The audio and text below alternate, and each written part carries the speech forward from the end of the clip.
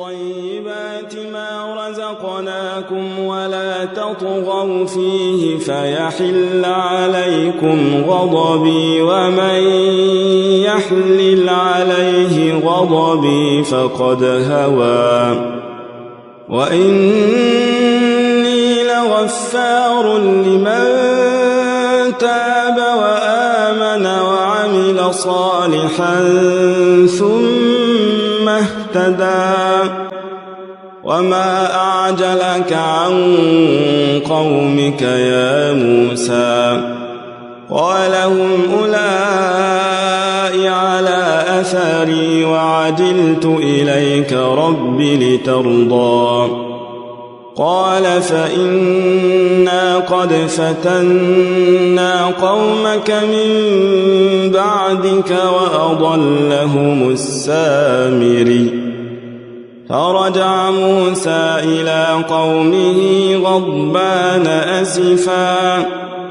قال يا قوم ألم يعدكم ربكم وعدا حسنا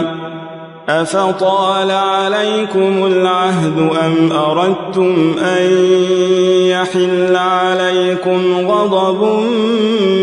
من ربكم فأخلفتم موعدي قالوا ما أخلفنا موعدك بملكنا ولكننا حملنا أوزارا من زينة القوم فقذفناها فكذلك ألقى السامري فأخرج لهم عجلا جسدا له خوار فقالوا هذا إلهكم وإله موسى فنسي أفلا يرون ألا يرجع إليهم قولا ولا يملك لهم ضرا ولا نفعا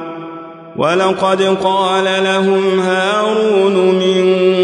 قبل يا قوم إنما فتنتم به وإن ربكم الرحمن فاتبعوني وأطيعوا أمري قالوا لن نبرح عليه عاكفين حتى يرجع إلينا موسى قال يا هارون ما منعك إذ رأيتهم ضلوا ألا تتبعني أفعصيت أمري قال يا ابن لا تأخذ بلحيتي ولا برأسي